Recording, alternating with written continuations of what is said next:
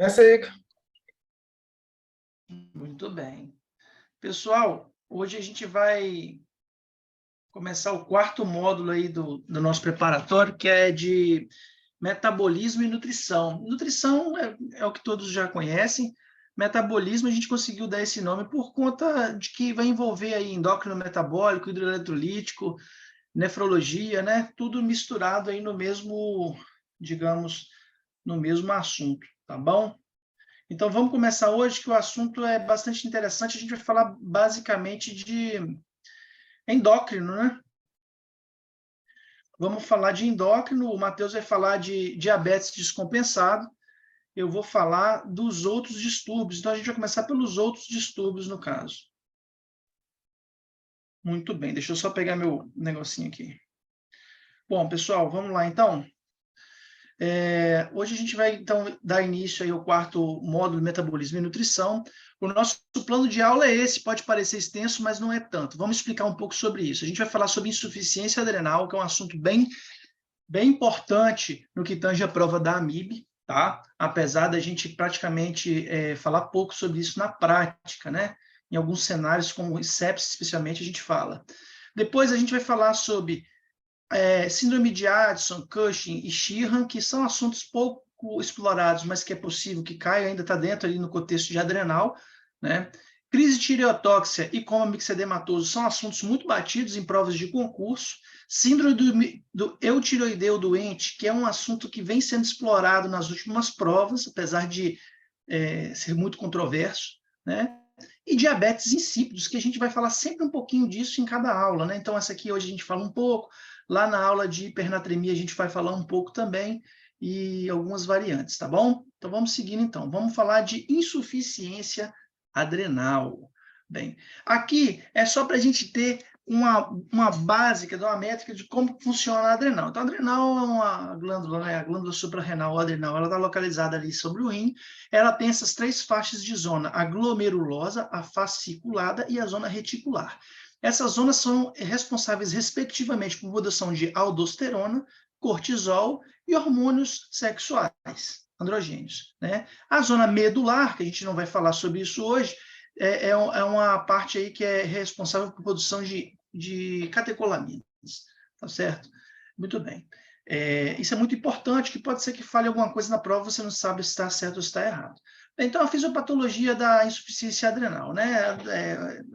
O córtex adrenal entra em hipofunção e ele pode ter algum tipo de desordem, seja de glicocorticoides, ou seja, da sua carência, ou de hormônio sexual ou de mineralocorticoides. Sabemos que, naturalmente, o cortisol é produzido nessa proporção durante o dia, ele tem um pico maior durante as manhãs e menor durante a noite, que varia de 30 a 300 miligramas ao dia, dependendo do insulto patológico que você esteja vivendo, né? Ele regula ali o metabolismo do carboidratos, lipídios e proteínas, e tem efeitos sobre, né, o sistema renal, imunológico, sistema nervoso central e tudo mais que você pode pensar. O cortisol, ele é dependente do ACTH, tá? Que vem lá do sistema nervoso central, das hipófises.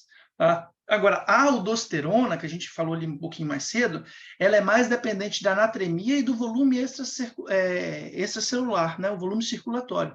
E ela é regulada por esse sistema aqui, ó, renina, angiotensina, aldosterona. Tá? Não depende do ACTH propriamente dito. Então, a diferença básica aí quando a gente vai falar sobre isso. Tá? Na UTI, a gente pode ter alguns cenários de paciente com insuficiência adrenal, a saber, o paciente com insuficiência suprarrenal relativa, que é aquele doente que tem uma função renal normal quando ele não está em insulto patológico, mas que descompensa ao longo de uma doença aguda, especialmente da sepsis, que é muito falado. E também tem aqueles pacientes que já têm alguma deficiência crônica e agudizam em algum cenário que vai para o CTI. Tá?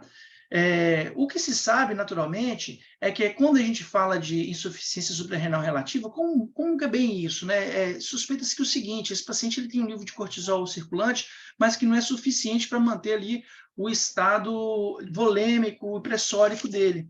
E sabe-se muito bem que o insulto da hipotensão é um insulto fisiológico já extremamente forte para induzir a produção de cortisol, né? Se isso não acontece, então a gente já tem ali uma insuficiência suprarrenal relativa. A gente sabe que o estado crítico, né, o paciente tem um estímulo ali do eixo hipotálamo e hipófise adrenal, o certo é que ele aumenta o cortisol ao longo desse insulto, mas um ritmo circadiano, geralmente esse cortisol, ele tem uma relação entre que ele é mais concentrado pela manhã e menor à noite, que permite o doente dormir. Lembra lá da aula de delírio, quando a gente fala que o paciente internado, grave, ele começa a inverter ciclo sono-vigília? Isso pode ser explicado também por conta desse ritmo de produção de cortisol. O paciente com insulto agudo, ele perde, né, esse ritmo circadiano, então ele começa a ter o cortisol elevado ao longo de todo o período, ou seja, ele começa a dormir menos à noite e começa a ficar mais propenso a delírio. Lembra disso lá, só para a gente voltar um pouco para a aula, né? Na insuficiência renal relativa, no caso lá da sepsis que a gente falou, a gente vai destrinchar mais para frente, esse estímulo, talvez a hipotensão, ele tem uma resposta insuficiente, né? O paciente ele não tem muita reserva adrenal para ficar também, ele produzindo e eventualmente aumentando esse nível de cortisol, né? Mas se você for dosar, ele está ali nos limites da normalidade, apesar de não aumentar com a CTH. Agora, quando a gente vai falar em uma doença, por exemplo, absoluta, por exemplo, a síndrome de Addison, doença de Addison, aí o paciente ele tem uma insuficiência absoluta. O que significa isso? Ele tem um cortisol sérico baixo, e se a gente fizer o tal do estímulo do ACTH, esse cortisol ele não aumenta, tá certo? E aqui eu deixo um lembrete para vocês, né? Apesar da gente saber que os níveis de cortisol eles são normais no paciente sem patologia aguda, o seu nível absoluto ele não é estabelecido no paciente grave.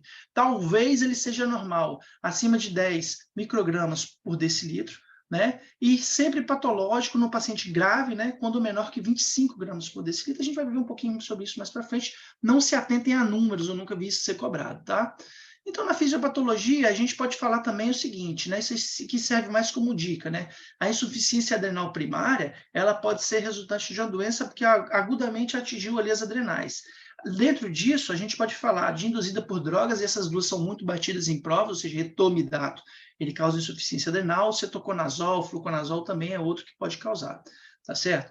E também tem as causas infecciosas, pode ser por infecção direta ou por hemorragia, né, e isquemia secundária dessas glândulas suprarrenais. E aí a gente tem essa síndrome aqui que já foi muito batido no passado, que tem esse epônimo grande, o Waterhouse-Friderichsen.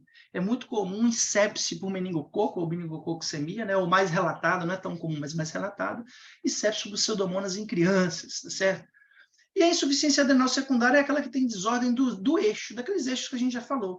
E isso pode ser uma das causas da explicação daquela desordem na sepse, né? Porque as citocinas, ela pode inibir ali a produção de hormônio corticoestimulador pelo hipotálamo, né? E também a questão dos usos crônicos de corticosteroides, tá? Vamos falar um pouquinho sobre a avaliação da função renal, que a gente tem essa questão de dosar o cortisol sérico e o teste da CTH. Isso aí não cobre prova, mas é explicado pela mídia. Então, assim, se você tem suspeita de um paciente com insuficiência adrenal primária, não estou falando daquele paciente séptico que você faz 200 mg de corticoide, não, tá? Estou falando da insuficiência adrenal primária mesmo. Você geralmente faz o teste de colher um cortisol pela manhã. Se esse cortisol for menor do que um limiar lá, que eles atestam como o mínimo possível, aí você faz esse teste com 250 microgramas de ACTH em bolos venoso e depois dosa novamente 30 minutos. Isso é o racional do teste. E aqui eu tiro isso diretamente do UpToDate. Então, veja bem, você dosa pela manhã. Ele usa no 18 microgramas o cortisol basal, né? Se for maior que 18, a gente tem aqui do lado direito que a função da adrenal é normal. O paciente que tem menor do que 3, esse paciente tem insuficiência adrenal absoluta. Agora, o paciente que está entre 3 e 18, você faz o teste do ACTH e colhe depois de 30 minutos, né? Se subir, ele tem um adrenal normal, tem reserva. Se não, não. Vale lembrar, pessoal, que isso aqui não vale no cenário do paciente agudo, mas a gente tem que falar porque isso é ensinado em alguns cursos de medicina intensiva e pode ser abordado em prova, tá certo? Não se atente muito a decorar números 18, 25, 10, 30. Se atente a entender o racional do teste, que é mais importante. O quadro de insuficiência adrenal é diverso. O que a gente pode encontrar? O paciente geralmente ele tem uma astenia, um cansaço, né, uma hipotensão, e aí você pode ter alguns marcadores laboratoriais. Hiponatremia é muito marcante, hipoglicemia é muito marcante. Ele pode ter também eosinofilia, tá certo? Isso aí pode ser batido em prova. Hipotermia também. Lembrar que o cortisol, né, quando a gente faz hidrocortisona no paciente, ele fica hipernatrêmico, hiperglicêmico, não é verdade? E tem uma neutrofilia. No caso, quando ele não tem esse cortisol circulante, ele vai ter justamente o contrário, a hiponatremia, hipoglicemia e eosinofilia, tá? E aí a gente vai falar para os temas polêmicos, né? Que aí vai ser cobrado na sua prova mesmo. O corticoide na sepsis, como é que vai utilizar, né? O racional é o seguinte: a insuficiência adrenal, mesmo que relativa, ela pode levar à insensibilidade de catecolaminas. E aí, beleza, eu já sei disso, a gente já sabe, a gente está cansado de saber. Mas a gente vai dosar cortisol em todos? Vale a pena fazer isso? Já te respondo, não. A gente vai fazer teste de responsividade ACTH em todos? Também não, a gente já falou, tá? E a gente vai fazer suplementação de hidrocortisona ou qualquer outro tipo de corticoide que se valha em todo paciente séptico ou com choque séptico. Então, a gente vai falar um pouco sobre isso, né? E como é muito polêmico, existem vários estudos que são traçados desde a década de 80 e eles tiveram muitas respostas divergentes entre si. Esse estudo Córticos, ele não demonstrou, por exemplo, benefício na mortalidade, mas obteve tempo de redução do choque e do desmame de aminas, apesar dele ter sido considerado muito controverso, porque ele randomizava os pacientes para fazer corticoide por muito tempo, tá certo? E aqui ele usava metilprednisolona. Mas aqui ele já deixava um sinal para a gente. Talvez eu consiga reduzir mais aminas desse paciente. Nesse estudo, o adrenal, entre outros vários tantos, ele traçou o seguinte: o corticoide no choque séptico, ele reduz o tempo de UTI, reduz o tempo de ventilação mecânica e a necessidade de transfusão de hemoderivados. Então, ele já trouxe mais uma alternativa para a gente, se eu não me engano, ele foi de 2012, tá? E, por último, que deixou a gente um pouco mais animado nesse cenário, foi esse estudo Approaches, né, que em 2018 ele realmente apontou a redução da mortalidade. Mas aqui nesse cenário, ele usava pacientes em choque séptico e randomizava para uso de hidrocortisona e fludrocortisona. A gente quase não usa fludrocortisona porque a apresentação é basicamente enteral, né?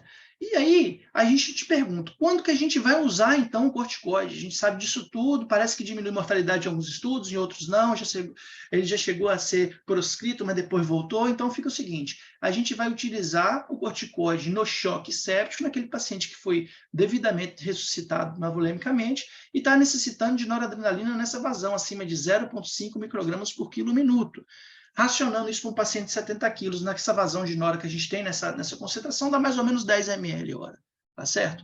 E, especialmente, esse paciente não vai ser um paciente qualquer, esse paciente provavelmente ele vai estar muito grave, né? Ele vai estar em choque séptico, na maioria das vezes, e com alguma disfunção orgânica, lembrar sempre disso, tá? E aí, como é que a gente usa o corticoide? Você me falou aí que ele utilizou metilprednisolona, outros falaram que foi Dexa, e agora? O que a gente vai utilizar? Então, a orientação é essa: é a hidrocortisona 200 miligramas ao dia. Essa hidrocortisona deve ser iniciada nas primeiras 24 horas desse choque. Não adianta você iniciar depois de muitos dias também, tá certo? E a orientação é que seja por mais ou menos 5 dias, não mais que 7 dias, e não utilizar mais que 400 miligramas, né? Tem estudo que fala que 300 miligramas é suficiente, outros 400, a gente fica nos 200, tá? E evitar o uso profilático, pessoal. O paciente seu está séptico, mas não está nessas condições de nora alta, né? E outras demandas, não tem por que fazer corticoide profilático nesse cenário, não existe isso, isso é uma prática, tá certo? E aí a gente fala assim, eu já escutei falar que a gente pode usar infusão contínua da hidrocortisona ou intermitente. Qual que eu uso, afinal de contas? Né? Em relação à mortalidade, não existe diferença entre ambas, tá? Agora, em relação à hiperglicemia, o uso contínuo, aquele infusão contínua, ele é mais interessante, porque ele causa menos picos glicêmicos. Hiperglicemia está associado com piores desfechos. Agora, a gente tem que entender que o paciente grave é um paciente de multivias, né? A gente tem que colocar, às vezes, um triplo lumen, 2 triplo lumens, e aí perder uma via para fazer corticoide. Nesse cenário, pode ser um pouco caro para você tratar esse paciente, tá certo? E o corticoide na SARA, na síndrome de desconforto respiratório agudo, também é outra polêmica, né? Em 1980, tentaram implementar o uso de corticoides para combate da SARA, sabendo que o mecanismo fisiopatológico envolvia inflamação pulmonar, né? Ou tentaram anti-inflamatórios, indometacina, estatinas, e não deu muito certo, né? Depois chegaram a tentar a metilprednisolona quase impulso, né? Terapia, por curto tempo, e foi visto que, apesar de ter alguma melhora em alguns pacientes com BUP, né? num paciente com SARA somente, ele aumentava a mortalidade. E a corticoide meio que caiu em desuso, até que nos últimos anos ele vem melhorando as evidências, né? Os estudos, apesar de tudo, são muito discrepantes, usam diferentes doses, diferentes durações de tratamento, e a seleção do paciente sofre muitos vieses, né? Aí, em 2012, surgiu esse estudo com metilprednisolona também por 30 dias, na síndrome de desconforto respiratório refratária, e ali mostrou que o paciente tinha melhora de sobrevida, mas tinha que ser metilprednisolona, tinha uma dose de infusão em 3 dias, depois em 5 dias, 7 dias, e era meio estranho. Ele mostrava que o paciente ele tinha redução da PCR, né, menor disfunção orgânica, redução da ventilação mecânica, tempo de UTI e mortalidade, e não aumentava, talvez, as infecções secundárias. Ficou aquilo no ar, né? Até que em 2020, meio ao cenário do Covid, nada existia para tratar aquele paciente com aquela SARA grave, que, induzida pelo vírus, né? Surgiu esse estudo que inicialmente foi orientado para essa situação, mas que depois disseminou para o resto das SARAs, digamos assim. Então, o ARDS-Dexa, ele indicava o PF, fazer a dexametasona num cenário de PF menor do que 200, em um paciente com ventilação protetora. Ele mostrou que reduz a mortalidade e tempo de ventilação mecânica. Inicialmente foi feito para dexametasona, mas depois foi estendido e demonstrado que a metilprednisolona ou hidrocortisona tinha resultados similares. Então, a nossa orientação é essa. Paciente com ventilação protetora, otimizado, PF menor que 200, corticoide. E como é que a gente vai utilizar esse corticoide? Ele diz aqui no UpToDate, metilprednisolona 1 mg por quilo por dia, dividido talvez em 2 doses, né, por 21 a 28 dias, ou dexametasona nessa dose aí. Aqui embaixo fica um asterisco, que a hidrocortisona, dexametasona e metil, elas têm provavelmente doses, resultados similares, dependendo da dose equivalente entre eles, né?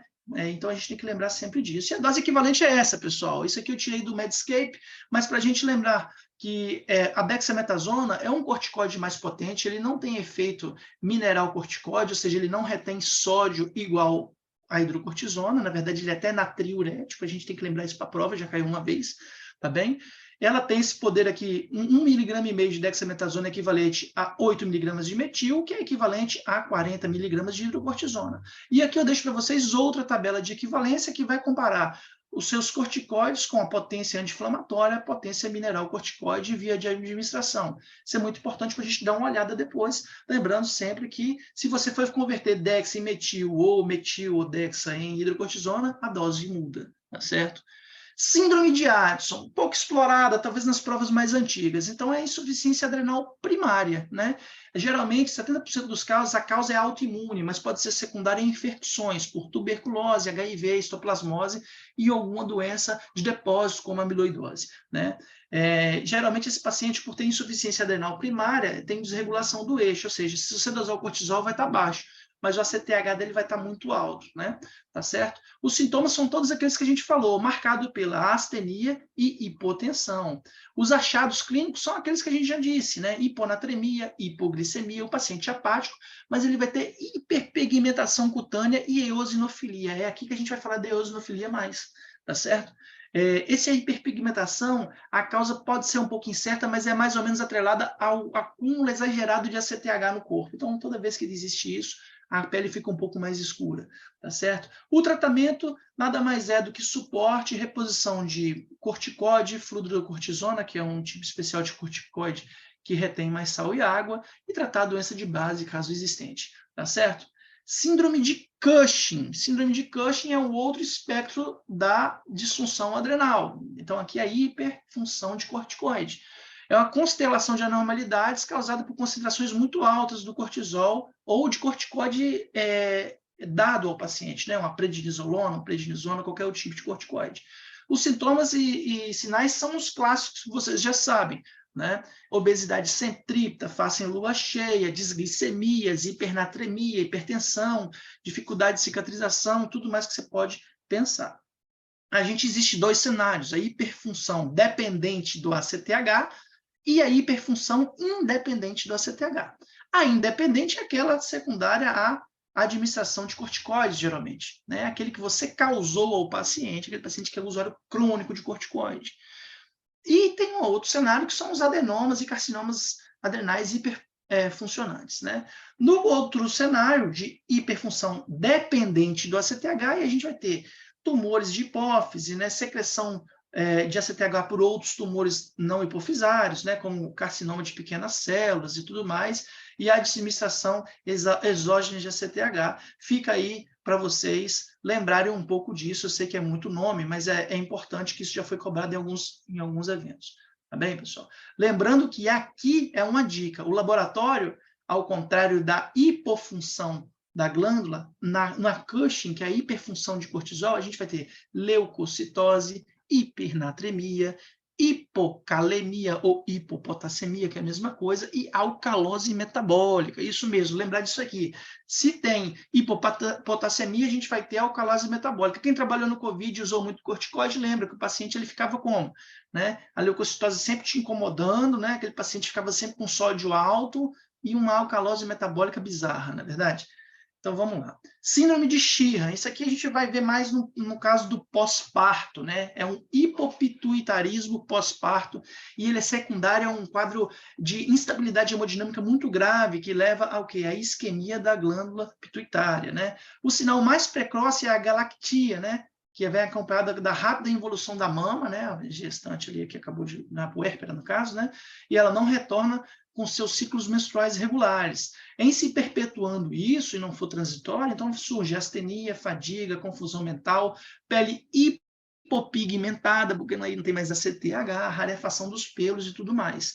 A hiponatremia é o sintoma, é o distúrbio eletrolítico mais comum. Essa doença ela costuma ter diferentes espectros de gravidade, tá, pessoal?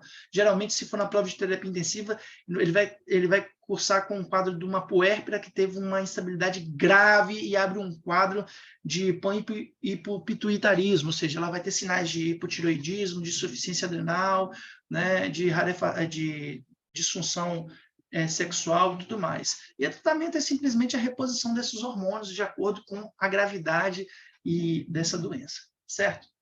Aqui a gente terminou a adrenal, né? E a gente vai falar agora da crise tireotóxica, né? A crise tireotóxica, para quem não lembra, ou tempestade tireotóxica, é a forma mais grave do hipertireoidismo, né? Ou pode ser agudamente por conta até de trauma, mas pode ser também exacerbação de hipertireoidismo prévio. Geralmente são mulheres de 30 a 60 anos com doença de Graves, tá certo? O que a gente tem que lembrar disso? Não fica decorando muitos sintomas. Você vai lembrar que muito hormônio tireoidiano circulante, a gente vai ter um estado hipermetabólico, né? E uma resposta adrenérgica excessiva. Então, você já matou a charada. Esse doente ele vai estar magro, né? Com hiperfagia, hiperdefecação, muita sudorese, tremor, ansioso, né? Um paciente que vai estar, às vezes, hipertenso, tudo isso é importante. E a fisiopatologia é isso mesmo, né? Aumento súbito dos hormônios circulantes, né? Aumento da função adrenérgica, aumento da atividade pós-receptora do sistema nervoso central, dos sistemas excitatórios, especialmente deflagrado por dessa concentração de hormônios tireoides tão circulantes, tão concentrados. Tá bem? Tá certo? E aí a gente pode ter várias causas, né? A doença do hipertireoidismo grave, com hiperfunção e sem hiperfunção, né? Sem hiperfunção, a gente vai pensar sempre em tireotoxicose factícia, ou seja, o doente que tomou muito levotiroxina, por exemplo, tentativa de suicídio, alguma coisa do tipo, ou dose errada, né? A gente pode lembrar de estruma ovário, que é um tumor produtor também de hormônio, tá certo? Tireoidite subagudas também, né, induzida por milderona. Agora, com hiperfunção, a gente vai lembrar sempre da doença de Graves, tá? Existem também algumas variantes ou algo parecido, os nódulos hiperfuncionantes e bosco multinodular. Aqui não é nosso intuito de saber dar diagnóstico disso, a gente só tem que lembrar. Quais são os fatores desencadeantes? Falou de desacerbação de tireoide, seja para hiper ou para coma mixedematoso, a gente tem que lembrar dos fatores desencadeantes. E quando eu falo de hipertireoidismo grave, a gente vai lembrar de 3 principais: a infecção, a cirurgia, seja ela tireoidiana ou não, e os traumas. Agora, lembrar que extração dentária pode precipitar, lembra lá daquele dentista que quer arrancar os dentes do seu paciente, CTI? Cuidado, né? Hipoglicemia, cetoacidose e tudo mais, né? Parto, e o que você pode pensar aí que existe aí. Mas lembra desses 3. O quadro clínico é diverso, a gente já falou sobre isso, mas dá uma atenção para isso aqui, ó. o quadro clínico cardiológico, então taquicardia sinusal e FA, descompensação de insuficiência cardíaca ou existência de insuficiência cardíaca secundária, esse estado adrenérgico perpetuante, e lesão hepática com icterícia, isso é importante, e você tem que saber isso até antes de iniciar o tratamento, que pode induzir também a lesão hepática, tá certo? Lembrar que se o paciente tem hiperventilação, ele pode te cobrar na gaso, como é que é a gasometria de um paciente com hiperventilação, então você vai lembrar que ele vai ter hipocapnia, tá certo? Muito bem. Uma dica importante, mas que não é muito visto na prática, é a questão do hipertireoidismo apático. Ele é muito raro, ele pode parecer um quadro de coma, mas ele não é um coma hipotireoideu, ele é hipertireoideu. Geralmente são pacientes que passaram por toda essa fase que a gente falou antes, pessoal, e não teve diagnóstico selado. Então ele vai ficar consumido, né? Com a apatia, astenia, confusão, perda de peso, pele seca, áspera e pigmentada, tá certo? Lembra lá do TSH, especialmente quando é central. Tá? Diagnóstico é clínico e laboratorial. Na verdade, você nunca deve aguardar, em relação à tireoide, o resultado dos exames para começar o tratamento no quadro grave, seja do hipo ou do hipertireoidismo. Tá certo? Existem esses critérios aqui que é muito tratado em livro, que é o de Burt e Wartofsky, né? E lembrar que se você for solicitar os exames laboratoriais e hormonais, a gente vai encontrar T3 e T4 sempre elevados, na maioria dos casos. Por quê? Porque são eles que estão dando sintomas. Agora, o TSH pode ser variável, especialmente em cenários muito graves. Isso aí pode variar ao longo do dia, tá? Esse paciente pode ter o cálcio sérico elevado por conta do consumo ósseo, tá certo? Leucocitose com desvio sem infecção, hiperglicemia, lembra, né? Do quadro adrenérgico, né? Aumento de LDH, é muito frequente também, TGO e bilirrubina. E nesse cenário, o cortisol sérico, se for dosado, vai estar elevado. Tá? Você ainda pode pedir, mas a gente não recomenda, dosagem de tireoglobulina, TPO, anti-TPO e ligante de TSH. Isso aí fica para o clínico no consultório. Tá certo? Esse aqui é os nossos critérios de Burt-Wartofsky, que a gente falou aqui, ó, esqueci até o nome, ó, Burt-Wartofsky, né? Que pode te orientar no diagnóstico. Lembrando aqui, então, que a gente vai falar sobre um pouco de taquicardia, efeito do sistema nervoso central, insuficiência cardíaca, se tem ou não FA, olha como é que pontua, disfunções gastrointestinais e se tem outro fator precipitante, tá certo? É aquilo que a gente sabe da boa e velha clínica, tá certo? O tratamento é combater a hipertermia, caso ela esteja presente, e aí a gente pode utilizar como drogas a dipirona, que não é utilizado lá fora, ou o paracetamol. A aspirina a gente não usa muito, mas lembrar que o AS ele aumenta a concentração da conversão do T4 em T3, então a gente não usa AS, pode ser pegadinha de prova. Beta-bloqueadores para diminuir aquela questão adrenérgica, o propranolol talvez é o mais empregado na prática, porque tem atividade de atravessar a barreira hematocefálica, mas o ismolol pode ser utilizado se o paciente estiver muito grave. Tionamidas, que é esse que vai reduzir a concentração do efeito do hormônio periférico. Aí a gente vai ter o tapazol ou o metimazol, que é a mesma coisa, e o propiltiuracil, e existe aí uma grande polêmica, qual que é o indicado? Bem, nos livros dizem o seguinte, o propiltiuracil, ele é o mais indicado nos quadros graves, porque ele inibe a conversão de T4 em T3, tá certo? Mas ambos têm um problema, eles são ofertados por via enteral. Existe até na literatura tentando explicar como dissolver esse comprimido, depois filtrar em alguma coisa para tentar fazer venoso, mas isso não é a prática aconselhável, tá certo? Qual que é o problema do propiltiuracil? Ele é mais hepatotóxico e tóxico para o quê? Para a medula óssea, ou seja, ele cursa com a granulocitose, que é uma doença muito grave e deve ser sempre investigada. E o metimazol, ele é mais potente, digamos, porque ele tem uma meia-vida mais longa. Então, logo, você pode usar ele com 1 ou 2 vezes ao dia. A gente costuma fazer assim. O propiltiuracil, por seu lado também, ele é o indicado para grávidas e pacientes lactantes, né? Especialmente ali nos primeiros 3 meses da gestação, porque o metimazol, ele é contraindicado nessa fase. Tá? Outras terapias, radiocontraste iodado, porque inibe a conversão de T4 e T3, solução iodada, iodulugol, né, porque bloqueia a liberação do hormônio pela tireoide, corticóide, ou aí pode ser hidrocortisona ou dexametasona, porque também inibe T4 e T3. Existem outros tratamentos que são menos utilizados, emprego de lítio, que é muito complicado, porque tem a dose tóxica muito próxima da terapêutica, plasmaférese, especialmente nas doenças autoimunes, né? E também para retirada do hormônio circulante. Colestiramina, que pode ser utilizado por via enteral para diminuir o turnover digamos, de de metabolismo dos hormônios tireoidianos a nível gastrointestinal e a cirurgia nos casos muito, muito graves, certo? Lembrando que a gente não aguarda, aqui está a dica que eu já adiantei, resultado de hormônio para tratar o paciente grave, tá certo, pessoal? Muito bem. E aqui eu tiro isso direto, são outras dicas que eu tiro direto aonde? Do UpToDate, que é uma fonte muito confiável, que sugere o uso de propiltiuracil ou metimazol nos pacientes graves, né? E aqui algumas dicas em relação ao metimazol e ao propiltiuracil, né? Lembrando que cada um tem os seus efeitos colaterais próprios, mas em relação ao efeito colateral, o propiltiuracil ele é mais evidente em relação ao metimazol, tá certo? Muito bom. Coma mixedematoso, vamos seguindo. Coma mixedematoso é a forma grave do hipotireoidismo para o seu lado. Então, a mortalidade muito alta, se não for identificada, a gente vê isso com mais frequência do que o hipertireoidismo, talvez. Né? Ele pode ser secundário ao hipotireoidismo crônico grave, e aí ele tem sempre o fator precipitante. Lembra lá que a gente tinha falado? Pois é. Os fatores precipitantes, os principais são esses aqui, né? Infecção e a pneumonia é o principal, insuficiência cardíaca, fármacos, alguns outros, né?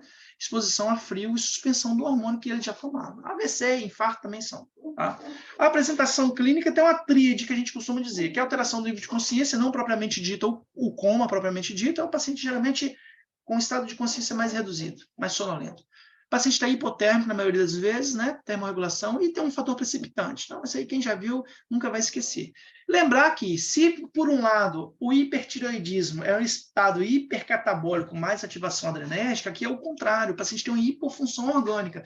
Então, se você for olhar a nível cardiovascular, ele vai estar bradicárdico, né?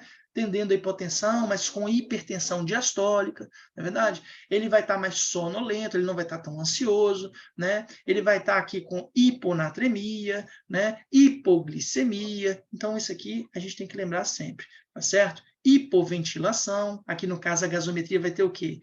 Vai ter uma retenção de CO2, uma acidose respiratória, certo?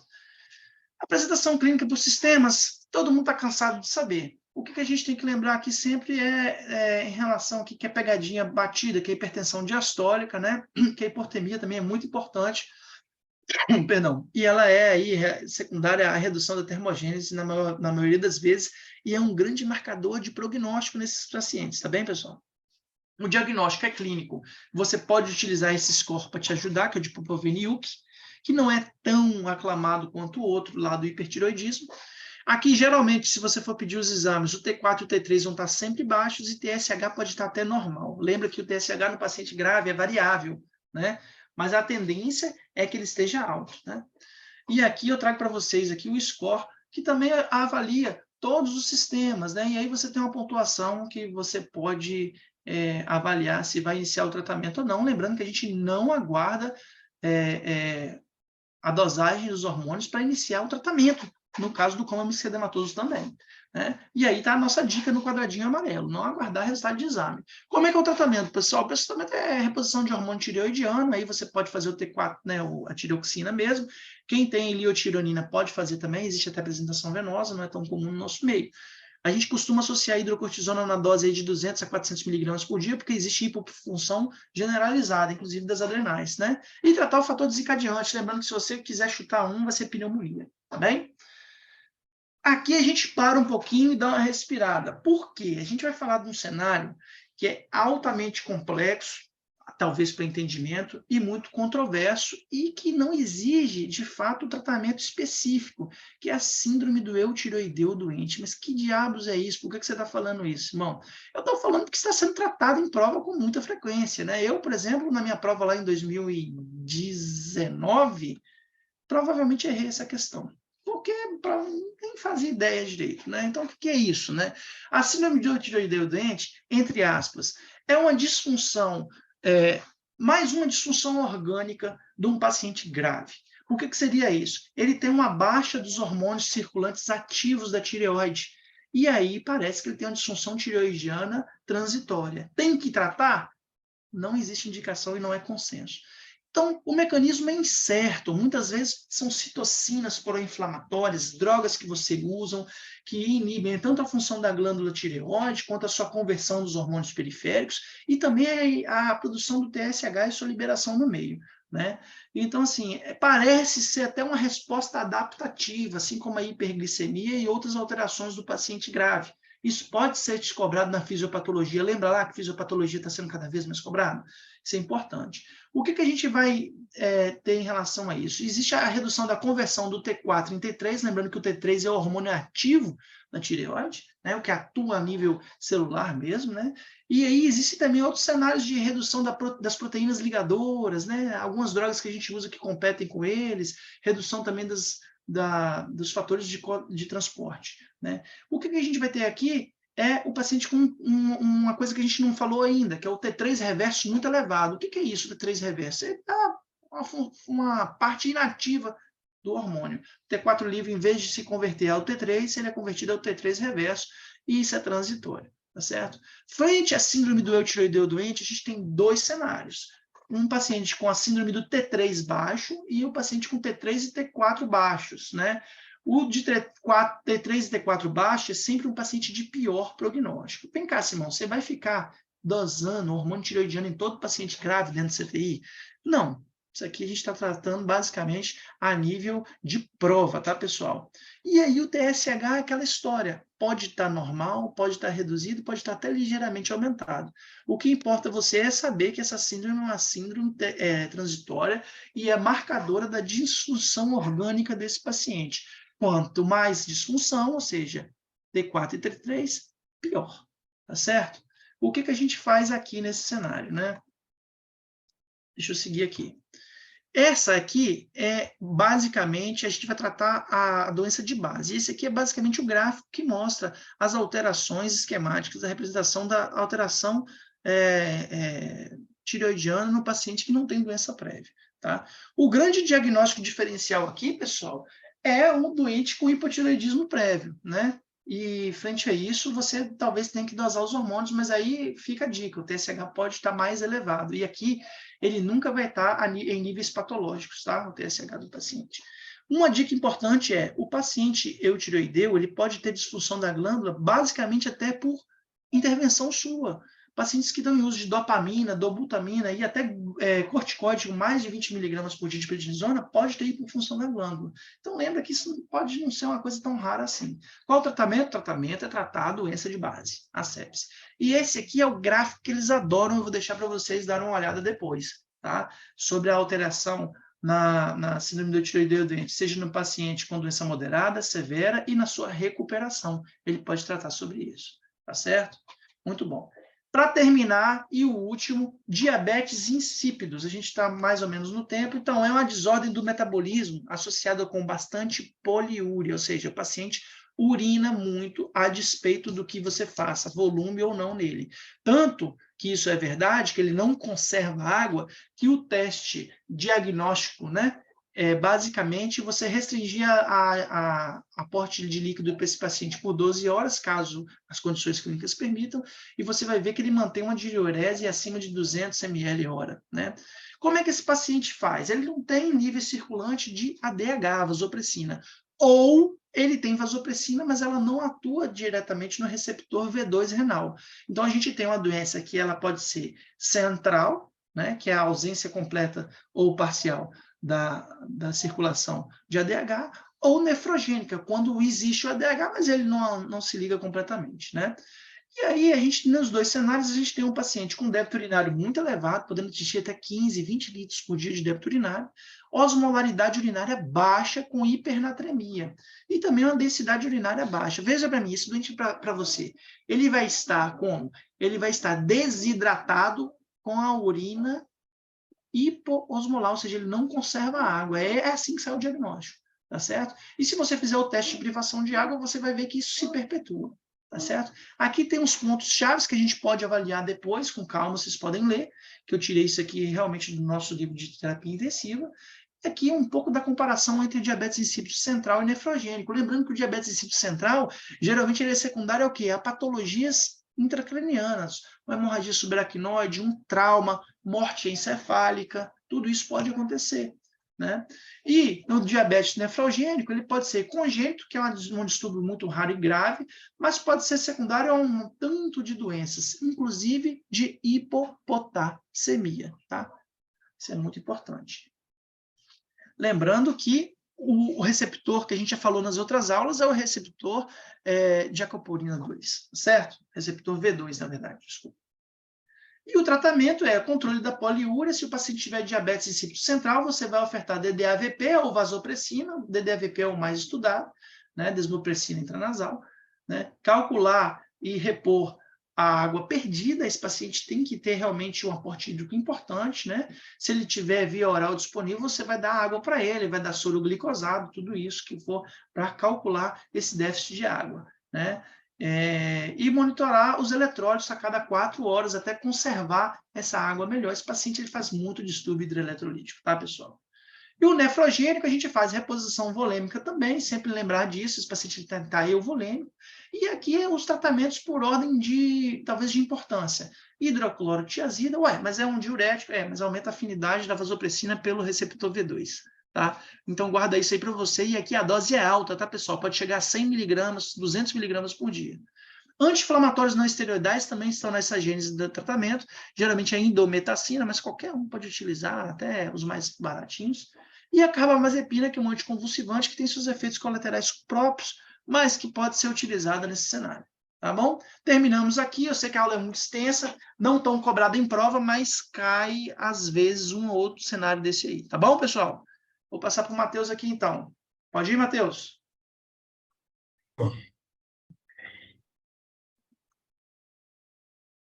Te passei aí. Oi? Beleza.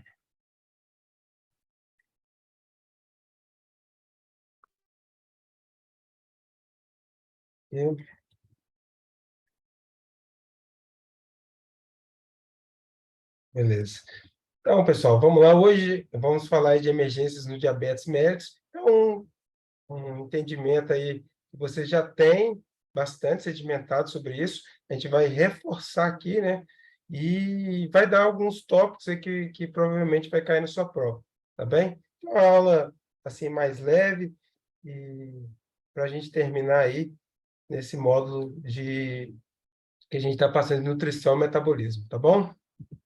Então, a gente vai falar aí das principais causas de admissão em UTI. A gente tem essas 3 causas, tá? Então, a cetoacidose diabética, o estado hiperosmolar, hiperglicêmico, não cetótico, mas pode ser também cetótico, muitas vezes, né? E a hipoglicemia. E nós vamos também falar brevemente aí da importância do controle glicêmico na UTI, tá bom? Então, nós vamos falar desses 4 assuntos, tá bem?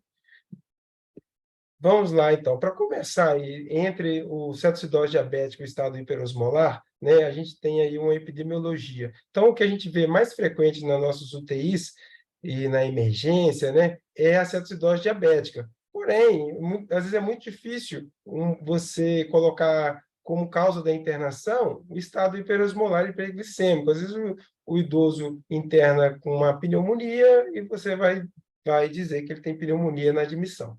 Tá? Mas a gente tem aí uma relação de 3:1. A média, pessoal, da cetoacidose diabética, geralmente a gente sempre vê pacientes mais jovens, né? Geralmente entre 20 e 29 anos, mas pode chegar até em torno aí de 33, e o estado hiperosmolar e hiperglicêmico, a média de idade aí fica 69 anos. Lembrando que a mortalidade é muito maior no estado hiperglicêmico, muitas vezes devido aos pacientes serem mais idosos e têm mais comorbidades. Tá ok? Então, vamos passar aí. Vamos começar a falar agora só de cetoacidose diabética. Tá? Então, o cetoacidose diabética eu não coloquei aqui, mas ela geralmente é causada mais por pacientes que têm diabetes do tipo 1. Tá? E vocês vão entender isso. Mas ela pode ser causada por um diabetes tipo 2, está sendo cada vez mais comum, e principalmente na prima infecção. Tá bem? Então, ela é um desequilíbrio metabólico, né, causado pela deficiência severa de insulina, que pode ser uma deficiência absoluta, ou que essa absoluta é do diabetes tipo 1, por isso que é mais comum, ou pode ser relativa, tá bem?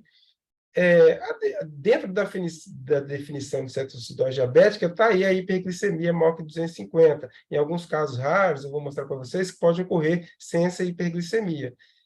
Você tem a produção excessiva de corpos cetônicos e a acidose com pH menor que 7,3, e esses pacientes eles acabam evoluindo para desidratação, porque faz uma diurese osmótica bem importante, o que nem sempre acontece no estado hiperosmolar e hiperglicêmico. Tá? Então, esses quatro itens aí, eles são bem característicos do paciente que chega para a gente no CTI ou na emergência. Tá? E quais são os fatores que predispõem aí o paciente a evoluir com cetoacidose diabética? Então, é o que eu falei, o paciente ele tem uma falta de insulina que pode ser absoluta, que é principalmente os pacientes que têm diabetes tipo 1, né, ou relativa. E muitas vezes ocorre na primo descompensação, ou seja, o paciente não sabia que tinha diabetes, né?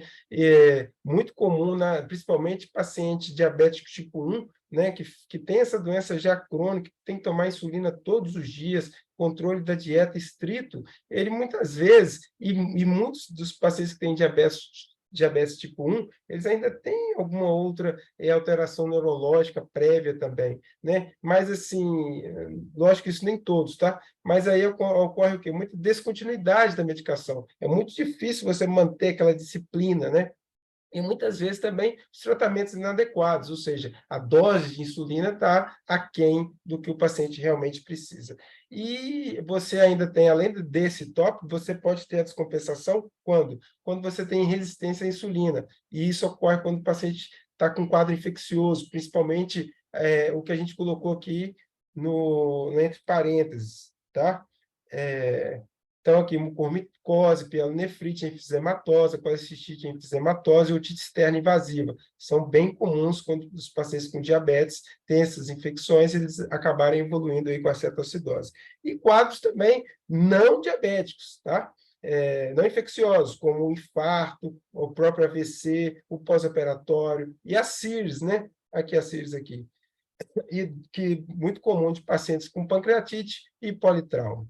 E também, pessoal, lembrando que outro fator que predispõe são medicamentos. Então, são três fatores importantes, tá? Por exemplo, alguns pacientes aí, às vezes, já têm diabetes tipo 1 e iniciam um tratamento com um corticoide, por exemplo, né? Pacientes em uso de diuréticos, tiazídicos, ou pacientes que estão internados e precisam de algum agente simpático mimético, como a dobutamina. Tá ok? Então, aí são os fatores predisponentes. Aqui são os mais comuns, que têm a maior incidência. Então, isso aqui pode ser cobrado em prova, tá? Então, infecção, pessoal, é o que tem a maior incidência para o paciente desencadear aí uma diabetes com cetoacidose, tá ok? Então, é infecção. Tratamento inadequado, também bastante comum. Diabetes recém-diagnosticado, doença aguda, né? Aqui a gente tem, já falei, infarto, TEP, AVC, pancreatite e drogas, tá? Inclusive drogas ilícitas. Lembrando que a gente tem drogas muito comuns de uso aí ambulatorial, corticoide, beta-bloqueador, diurético tiazida e fenitoína, tá? Então, sempre fazer esse tipo de investigação quando a gente está tratando um paciente com cetoacidose diabética, ok? Vamos sempre investigar. Qual é aí a fisiopatologia, né? Quais os fatores que desencadeiam essa hiperglicemia? É a falta da insulina. Por quê? Quando você tem uma falta absoluta da insulina, principalmente, né?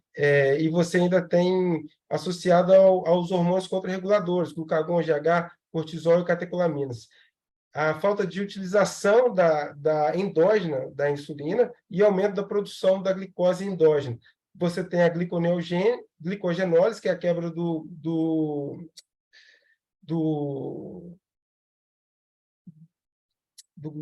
glicogênio em glicose, né? E a neoglicogênese, que é a formação de glicose a partir de outros substratos, como proteínas e gorduras, tá ok? E aqui, pessoal, o que é muito importante é o que acontece. A insulina, ela tem um potencial grande de ser antilipolítico, ou seja, ela não vai usar o lipídio. E esse lipídio que vai ser transformado em ácidos graxos, que vai se transformar aí nessa cetona e vai dar essa acidose toda. Tá? Então, muitas vezes, o que causa essa acidose diabética e essa acidose importante é a falta absoluta da insulina. Isso é importante. Tá? Então, essa falta absoluta da insulina vai levar o paciente aí, então, a ter essa acidose, porque principalmente, ele vai inibir aí essa lipólise, né? Ou seja, na neoglicogênese, ele vai evitar a lipólise. O paciente provavelmente só vai usar aí a proteína, então. Tá ok? Vamos mais aí. A produção de corpos cetônicos, então a falta de insulina leva ao aumento da lipólise, tá? Que eu até já falei aqui, o que leva à oferta de ácidos graxos livres para serem utilizados pelo fígado. E esses ácidos graxos que deveriam ser convertidos em triglicerídeos, porém são convertidos em corpos cetônicos. Então, aqui está o principal papel aí de você ter um paciente com cetoacidose diabética e o paciente evoluir com as formas de acidose grave, principalmente por quê? Porque ele tem uma deficiência absoluta de insulina, tá bom? Então, vamos lembrar bem disso aqui.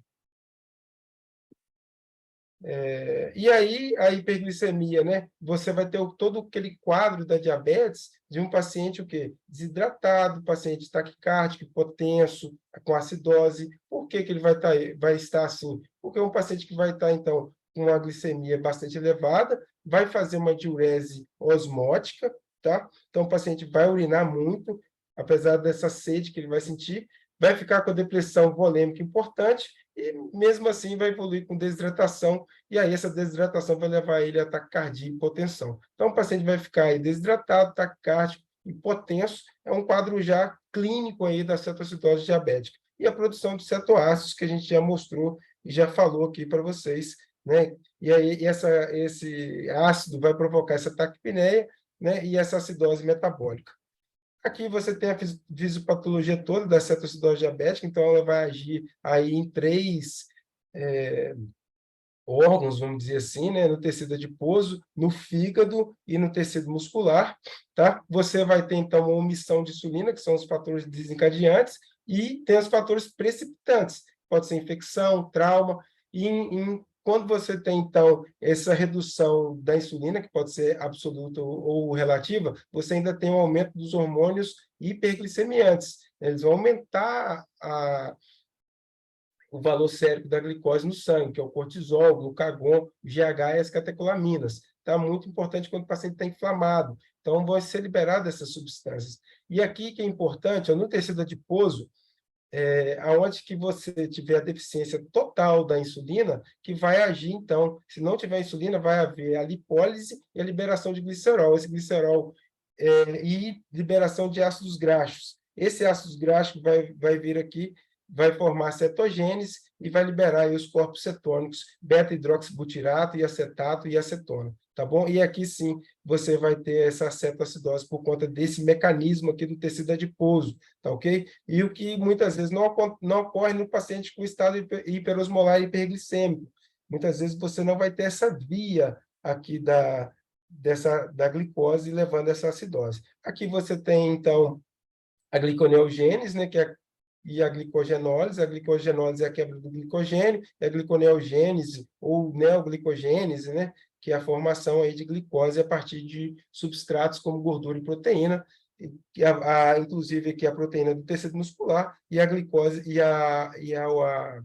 o lipídio aqui, a gordura aqui do tecido adiposo, aqui você tem um glicerol, tá? E aí eles vão no fígado, tá? Tanto o glicerol, tanto o aminoácido no fígado vai ser transformados aí por gliconeogênese em glicose, e você vai ter essa glicosúria, uma diurese osmótica, e o paciente vai evoluir com desidratação. E uma outra coisa importante, pessoal, é que essa hiperglicemia vai levar o quê? O paciente à hiperosmolaridade, tá? Isso aqui é um outro fator aí que vai levar o paciente a ter sintomas também e agravar um pouco aí o quadro clínico dele, tá bom? Tanto do paciente com cetoacidose diabética quanto o paciente com estado hiperosmolar e hiperglicêmico. Tá? Então, aqui a gente tem a patologia aqui para a gente poder entender ela agindo, então, no tecido adiposo, no tecido muscular, e as reações ocorrendo sempre no fígado, com gliconeogênese, glicogenólise, tá? E quando você tem aí uma ausência total, então, de insulina, vai fazer os ácidos graxos, aumentando aqui a cetogênese e o paciente evoluindo aí com cetoacidose. Tá bem? E qual é o quadro clínico, então, da cetoacidose diabética? Todo mundo aqui sabe muito bem, mas a gente vai mostrar aqui com calma para a gente poder acertar na prova também, tá? Então, o paciente ele tem poliúria, polidipsia e polifagia, né? Está urinando muito, sede e fome. A diurese é osmótica, tá? O que acarreta, então, numa desidratação, levando o paciente a ficar taquicárdico, hipotenso, com as mucosas secas, uma fraqueza, perda de peso e alteração mental, tá bom? A respiração de Kussmaul, que eu mostrei aqui para vocês, que você tem uma alta intensidade, uma amplitude e uma frequência respiratória aumentada, né? O paciente está hiperventilando bastante, então fazendo um volume corrente bem mais elevado, tá? Isso aqui para tentar lavar o PCO2, para tentar compensar o pH, tá bom? Por isso ocorre isso. E ele evolui também sempre com esse hálito cetônico. A dor abdominal, tá? Essa dor abdominal, ela ocorre principalmente pela desidratação. Antigamente se achava até que era por conta da acidose, mas é pela desidratação e principalmente também pela liberação aí de prostaglandinas, principalmente as prostaglandinas que faz vasoconstrição, tá? Então, quando essa vasoconstrição ocorre ali na circulação esplênica, tá? Justifica esse quadro de dor abdominal aí, associado à cetoacidose diabética, tá ok? É febre, se for relacionada à infecção, ou muitas vezes hipotermia. Se o paciente tiver com infecção e tiver hipotérmico, isso é um sinal de mau prognóstico, tá ok? E a avaliação laboratorial da sepsidose diabética está aqui, o que você tem que solicitar para um paciente com essa suspeita, ou você já está na cara, muitas vezes, né, já até fez o diagnóstico. Vai ter que colher uma gasometria, pode até ser venosa, na indisponibilidade do arterial, mas dá sempre preferência para a gasometria arterial. Aí você vai sempre avaliar a função renal do paciente, eletrólitos, hemograma, vocês vão ver a importância da gente solicitar esses exames, osmolaridade, dosagem sérica de corpos cetônicos, urina do tipo 1, corpos cetônicos na urina, eletrocardiograma e culturas, tá ok? É aqui eu coloquei esse quadro, ele é importante para a gente poder ver a gravidade aí da cetoacidose e fazer, inclusive, uma comparação com o estado hiperosmolar e hiperglicêmico. Outro ponto importante é que aqui a gente consegue, através só de ver que a cetoacidose leve, né, os parâmetros aí que a gente tem que cumprir para ter o diagnóstico, tá bom? Então, a gente tem que ter uma glicemia maior que 250, você vê que no estado hiperosmolar glicêmico é o único que tem uma glicemia mais elevada, comparando aqui, tá? O pH, então, para dar o diagnóstico, tem que estar menor que 7,30.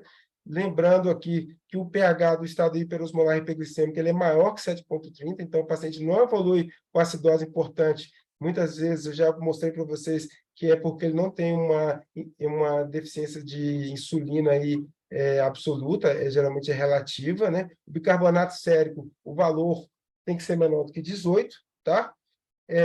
Aqui tem que estar positivo, acetato sérico na urina, ou um desses aqui tem que estar positivo, né? Ou beta-hidroxibutirato, tá? Tem que estar positivo. A osmolaridade é variável, o annual gap também não é o diagnóstico, você não vai fazer o diagnóstico por aqui, mas geralmente está maior do que 10, e o nível de consciência alerta, tá bom? Então, essa aqui são uma característica clínica de um paciente com cetoacidose leve, e a gente comparou aí com estado hiperosmolar glicêmico. Aqui lembrando, então, que tem os parâmetros para a gente poder dar o diagnóstico, tá? E o que acarreta ser um paciente mais grave do que outro? Não é o valor da glicose. Vocês veem que todos têm um valor aí maior que 250. Então, o que leva um paciente a estar um pouco mais grave que o outro? Geralmente o valor do pH, está aqui para vocês, né? pH quanto menor, mais grave é o paciente. Então, ele vai de uma cetoacidose moderada de 7 a 7,24 e de uma cetoacidose grave menor do que 7. Tá bem? O bicarbonato é outro fator de gravidade, entre 10 e 14,9 ele é moderado, menor do que 10 é um paciente já grave. Tá? E o outro fator de gravidade aqui, pessoal, é o nível de consciência. Tá bom? Então, lembrando, pH, bicarbonato e nível de consciência. Então, vocês veem que aqui na cetoacidose o paciente está alerta, aqui ele está alerta ou sonolento, e aqui ele está no cetoacidose grave, ele está com estupor ou coma. Tá bem? Então, ali a gente também, nesse quadro, é importante até para a gente poder avaliar aqui a gravidade e comparar cada nível, né? Comparar a cetoacidose com o estado hiperosmolar e hiperglicêmico e também para a gente definir aqui alguns critérios de cetoacidose diabética, tá bom? Então, o diagnóstico laboratorial, como eu passei aqui para vocês, a glicemia capilar maior que 250, um pH maior do que 7,3, menor do que 7,3, bicarbonato menor do que 15, ou menor do que 18, tá? E presença de cetonúria ou cetonemia, tá bom? Isso tem que estar também presente. E, continuando aqui do diagnóstico, a hiperglicemia, ela muitas vezes acaba levando esse paciente a ter uma hiponatremia, mas essa hiponatremia, ela é uma hiponatremia relativa, ela é por diluição. A gente tem que, na verdade, fazer o cálculo aqui, ó, do sódio, tá? Então, fisiologicamente, para cada 100 miligramas de glicose acima do normal, o sódio plasmático cai cerca de 1,6. Então, na verdade, a gente tem que saber calcular, pessoal, o sódio, na verdade, efetivo, né? Sódio corrigido, tá bom? Então, a gente tem que sempre corrigir, aumentar para cada 100 miligramas de decilitro de glicose acima do valor normal, a gente tem que, então, aumentar 1,6 do sódio. Então, a gente tem que trabalhar sempre com sódio corrigido. Eu vou mostrar para vocês aqui como que até que se tem uma fórmula, além disso aqui também ser simples, mas é só a gente multiplicar por esse valor, tá? E aqui também é uma exceção. A gente pode ter, então, um paciente com cetoacidose diabética sem estar com hiperglicemia. Quando isso vai acontecer? Muitas vezes um paciente que usa uma medicação para tratamento da diabetes, né? Um hipoglicemiante oral do tipo inibidores de contrasportador de sódio-glicose, que é a dapaglifosina, a empaglifosina, tá bom? Então, tem esses inibidores aqui. O paciente, então, pode estar com cetoacidose diabética, porém, não está hiperglicêmico, tá bom? E como que a gente vai, então, tratar essa cetoacidose diabética? Como que o sucesso dela requer isso aqui? O primeiro item que a gente sempre vai tratar é a desidratação. A gente vai fazer volume nesse paciente antes de qualquer coisa. E aí sim a gente começa a tratar a hiperglicemia, os distúrbios eletrolíticos, identificar e corrigir os fatores que desencadeou, se foi infeccioso, se foi infarto, se foi TEP, se foi pancreatite, né? E a gente tem esse paciente, se ele tiver, então, uma cetoacidose grave, que o paciente vai estar em CTI, né? Que é o paciente que a gente vai tratar, muitas vezes até o moderado também, ele tem que estar em monitorização contínua. Então, como que a gente faz a hidratação de um paciente com cetoacidose diabética? Então, a gente sempre vai determinar, primeiro, o estado de desidratação dele, mas de qualquer forma, pessoal, a gente sempre vai fazer 1 litro de soro fisiológico nesse paciente, né, para correr na primeira hora, tá bom? Então, para a gente tentar corrigir logo, de maneira mais rápida, a desidratação, a gente vai fazer isso. Depois, já aí na segunda hora ali, a gente vai fazer de 1 litro a meio litro aí também para correr na primeira hora, tá bom? A partir de então, a solução de hidratação irá depender do valor do sódio. Então, você tem que estar com sódio corrigido para você avaliar se daqui para frente os volumes que você for fazendo, alíquotas de volume para esse paciente, vai ser soro fisiológico ou uma solução 0,45, tá bom? Isso é importante, porque assim, a gente não pode, primeiro, causar uma hipernatremia nesse paciente, que vai possivelmente agravar mais, e também podemos causar aí uma acidose hiperclorêmica, já que ele já tem uma acidose. Então, a gente ainda pode agravar mais o quadro dele. Então, a gente sempre faz soro fisiológico, 2 litros a 1,5 litro nas primeiras 2 horas, tá? A gente vai medir o sódio sérico desse paciente e vai avaliar aí a infusão daqui para frente. Aí a gente vai fazer, então, a manutenção dessa hidratação de 250 a 500 ml hora, conforme o estado de hidratação desse paciente, tá? Quando a glicemia do paciente estiver próxima a 200, o que a gente tem que fazer? A gente não pode pausar a insulina, vou mostrar para vocês. Então, a gente vai ter que continuar hidratando esse paciente. Só que agora, pessoal, com soro glicosado a 5%, adicionado aí, você vai adicionar sódio para fazer essa solução de 0,45%, tá bem?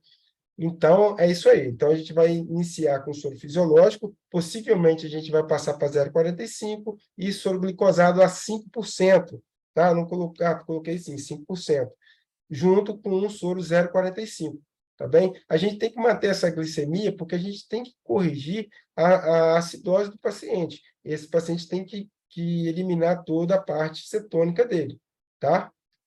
E a gente vai mostrar isso também, só mais para frente, sendo no próximo capítulo. Então, aqui, só para a gente poder hidratar, eu fiz um esquema para facilitar o entendimento.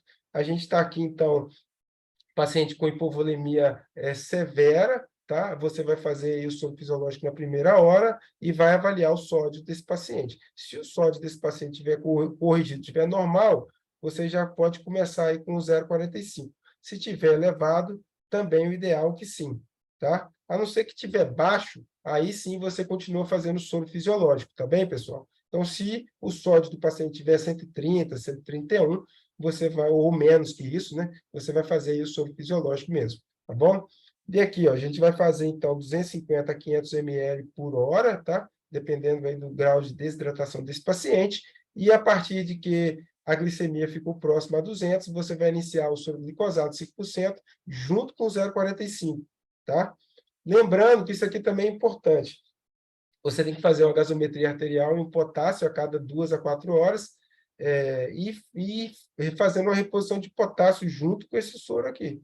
Vai ser importante para você manter aí, principalmente, a insulina em bomba. Tá? O ideal é fazer aí 2 ampolas de potássio dentro dessa solução aqui, para a gente poder manter a insulina o mais tempo possível, que é ela que vai corrigir, de fato, a acidose do paciente. Tá bem? Então, vamos falar da insulina? Então, você pode usar a insulina subcutânea? Se o paciente tiver uma diabetes leve, até pode, tá? Mas ela tem uma liberação um pouco irregular e o paciente vai ficar bastante desconfortável, porque você vai ter que ficar medindo o HGT dele, que já tem que medir de hora em hora, e vai furar ele também para fazer a insulina de hora em hora, a cada 2 horas. Então, você vai ter além de um tratamento irregular, você vai ter um desconforto, tá? Então, a gente sempre vai dar preferência para a insulina endovenosa, principalmente se o paciente estiver grave. Antes de fazer a insulina, então, antes de iniciar a insulina, pessoal, lembra que a gente já hidratou esse paciente, tá? A gente já fez uma solução fisiológica para ele. E a gente está dosando o quê? O potássio. Por quê? Você não vai começar a insulina endovenosa para esse paciente se o potássio estiver menor que 3,3 mEq por litro, tá bom? Jamais. Você vai ter um risco muito grande aí desse paciente evoluir com arritmia cardíaca e fazer uma PCR em assistolia, tá ok? Então, a dose aí da insulina inicial, após o potássio ou corrigido ou vier com valor normal, você vai fazer 0,1 unidade por quilo. Se o paciente tiver 70 quilos, você vai fazer 7 unidades, tá bem? E depois, em seguida, você já deixa 7 unidades em bomba. Vai faz 7 venoso e deixa mais 7 correndo ali em bomba infusora. Qual o nosso objetivo, pessoal? O nosso objetivo não é reduzir a glicose de forma intensa e rápida. Ah, beleza, o paciente já controlei a glicose dele, está menor que 180, pode até ir para casa. Não, pessoal, pelo amor de Deus. O objetivo nosso aqui é que essa redução ela seja aí de 50 a 75 miligramas por decilitro hora, tá bom? Então, é ter calma, parcimônia. E lembrando que quando chegar a 200, a gente, inclusive, é para manter mais ou menos naqueles parâmetros ali próximo a 200, para a gente poder dar mais tempo de ficar fazendo insulina, tá bom? Então, é isso. É muito mais deletério para o paciente ele evoluir para hipoglicemia, tá? Ele não tem fator compensatório para a hipoglicemia, igual ele já tem para a hiperglicemia. Então, quando você atingir aí uma glicemia... Então, vamos lá, só para colocar aqui. Ó. Se o objetivo é reduzir 50 a 75, e a gente colocou que o paciente tem 70 quilos, eu fiz 7 unidades e estou agora fazendo 7 ml hora, né? O que a gente está fazendo aqui? E ele atingiu? Beleza, a gente mantém. Ah, não atingiu. Está muito abaixo disso aqui, a gente dobra a dose, tá? Ou o paciente está muito acima da dose, a gente reduz, tá? Muito acima do objetivo, a gente reduz a dose, tá bom? A glicemia, ela tem que atingir aí aproximadamente a 250, a gente vai reduzir já a dose, tá? E manter essa glicemia entre 150 a 200, tá bom? Então, a gente aqui, ó, já vai reduzir bastante para 0,02, praticamente a metade, né, do que a gente estava usando aqui, a gente vai utilizar aqui a metade ou muito menos que a metade, tá bem? E quando a cetoacidose estiver resolvida, pessoal, a glicemia é menor que 200, o bicarbonato maior que 18, o pH maior que 7,3, o paciente estiver se alimentando por via oral, você vai fazer a primeira insulina dele subcutânea e depois você desliga a insulina com bomba infusora, tá bem? Para evitar o quê? O efeito rebote. Tá bem? Então, a gente só desliga a insulina do paciente quando isso tudo estiver resolvido. A glicemia é menor do que 200, o bicarbonato maior que 18, o pH maior que 7,3, o paciente estiver se alimentando e você já iniciou a insulina subcutânea para ele. Tá bom? E aqui, quando a gente vai desligar, então, quando o paciente está com cetonemia negativa, tá? A glicemia menor que 250, um pH maior que 7,3 e o bicarbonato maior que 18. Quando ele já está se alimentando, você já fez o primeiro esquema de insulina subcutânea. Após 1 a 2 horas, você para a bomba e reavalia esse paciente para você. Tá? E o potássio, pessoal? Como que a gente vai manejar o potássio nessa cetoacidose diabética? Se o potássio for menor que 3,3, inicie a reposição imediatamente. Tá? Por quê? Porque a gente vai evitar aí de prevenir o aparecimento de arritmias graves. Administrar, quando o potássio estiver normal, ou você já conseguiu normalizar ele acima ele tem que ficar entre 4 e 5, tá? Se você está fazendo bastante volume e insulina para esse paciente, você vai ter que administrar 20 a 30 mEq por hora, ou seja, 2 a 3 ampolas em cada solução que você está fazendo de 0,45. Por quê? Muitas vezes, quando você vai avaliar o primeiro potássio desse paciente, ele pode estar normal, porque a hiperglicemia tira o potássio dentro da célula e joga para a corrente sanguínea. Então, ele pode estar o quê? Falsamente aumentado. Você, na verdade, tem um déficit de potássio corpóreo, tá bom? Então, à medida que você vai corrigindo a glicemia e vai fazendo a insulina, a própria insulina carrega o potássio para dentro da célula, né? E na medida que você vai hidratando esse paciente, ele que já tinha uma diurese importante, a diurese dele tende a aumentar. Então, esse potássio vai ficar mais depletado. Então, durante a reposição volêmica, a gente tem que estar fazendo reposição de potássio, tá bem? E lembrando que, à medida que você for corrigindo a glicemia, o potássio ele tende a entrar para dentro da célula. Então, o potássio sérico vai reduzir, tá bom? Então, se o potássio estiver em níveis normais, adicionar cerca de 20 a 30 mEq por litro de potássio a cada litro de solução. O objetivo, então, é sempre manter o potássio entre 4 e 5, tá bem? Então, o potássio aí, pessoal, é importantíssimo. Se você tem um paciente que, além de cetoacidose diabética, tem insuficiência renal, lógico, aí tem que avaliar se essa insuficiência renal, esse paciente está retendo potássio, aí a sua conduta, nesse caso, bem em exceção, será outra, tá bom? Vai ser um caso de exceção. E o bicarbonato, pessoal? O bicarbonato, a gente tem que ter muito cuidado com o bicarbonato. Por quê? Primeiro, o bicarbonato ele vai reduzir ainda mais o seu potássio, que já está baixo, tá? Possivelmente vai estar baixo. Após o tratamento, o paciente vai ter uma alcalose metabólica, a velocidade de recuperação da cetose vai ser reduzida, a queda paradoxal do pH no sistema nervoso central, tá? Então, o paciente ainda pode evoluir com um pH mais baixo ainda no sistema nervoso central. Quando que a gente indica bicarbonato para esse paciente? Isso aqui é importantíssimo. Hoje em dia, pessoal, só indica bicarbonato na cetoacidose diabética se o pH estiver menor do que 6,9, tá? Esse é o valor. Você vai fazer como? 100 ml de bicarbonato vai acrescentar 400 de água destilada, vai colocar aí seu potássiozinho, tá? E vai botar para correr aí, tá bem? Pode fazer aí 1 hora, meia hora, tá bom? 1 hora, tá? Então, esse aqui é o modo de corrigir o bicarbonato. Para quê? Para você atingir um pH maior que 7, tá? Excelente. Não precisa de ser mais do que isso, tá bom? Então, aqui está a nossa indicação de bicarbonato. Eu sei que nós todos, quando a gente pega um paciente com cetoacidose diabética, a gente tem essa ansiedade, quando falo, né, estou falando eu também, tá? De querer corrigir tudo rápido, né?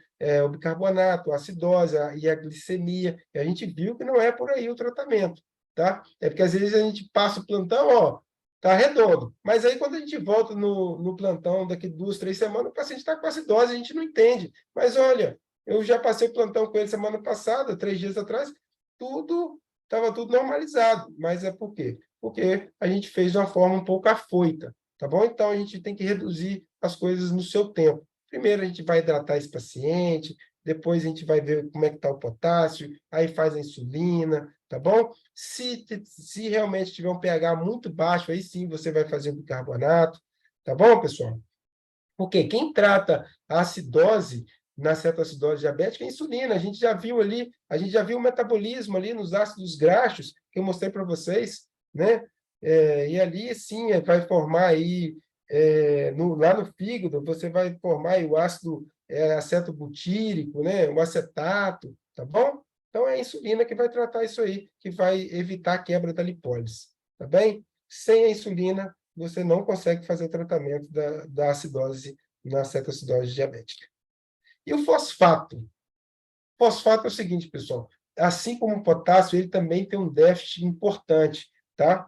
E o fosfato também diminui com a insulinoterapia. Porém, não é para a gente ficar fazendo reposição de fosfato, que isso também é deletério para o paciente, tá? Então, assim, a maior indicação de fazer reposição de fosfato é quando ele tiver menor do que 1. Fosfato sérico menor do que 1. Tá bom? Essa é a indicação mas, assim, já com bastante evidência. Agora, você pode fazer também, se o paciente evolui com depressão respiratória, né? Um paciente que tem uma anemia importante e disfunção cardíaca. Também você pode utilizar. E como que a gente faz a reposição de potássio? A gente faz de 20 a 30 mEq por litro de fosfato de potássio adicionado aos fluidos de reposição. Então, só a gente adicionar ao litro lá que a gente está fazendo da solução 0,45, a gente coloca ali o fosfato de potássio para correr. Tá bem? É importante também que você vai evitar, quando o fosfato sérico estiver baixo, realmente o paciente pode evoluir aí principalmente com disfunção respiratória importante. Tá bem? Então, ficar de olho no fosfato, mas não fazer essa reposição aí sem essas indicações.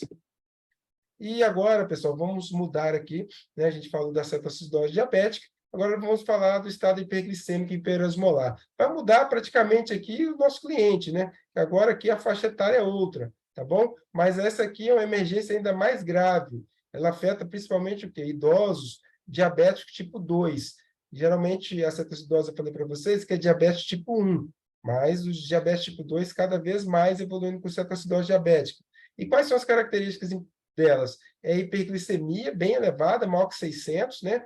A gente lembra dos quadros que eu mostrei, uma desidratação grave com hiperosmolaridade, isso aqui é importante, ó. Então, o paciente está hiperglicêmico, é desidratado, porque muitas vezes é um paciente, na maioria das vezes, pessoal, já é um paciente ou acamado, tem uma síndrome demencial, uma sequela de AVC, então ele já não deambula tão bem, né?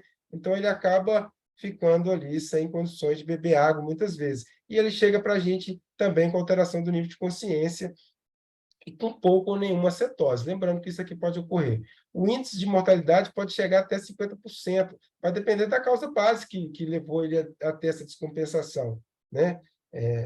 Que causou isso? Foi um infarto grave? Foi uma infecção já, né, bastante avançada, uma sepse bastante avançada, né? E os fatores associados ao mau prognóstico, que são a idade elevada, né, ou as faixas etárias, né? Mas geralmente ocorre mais em idoso, né?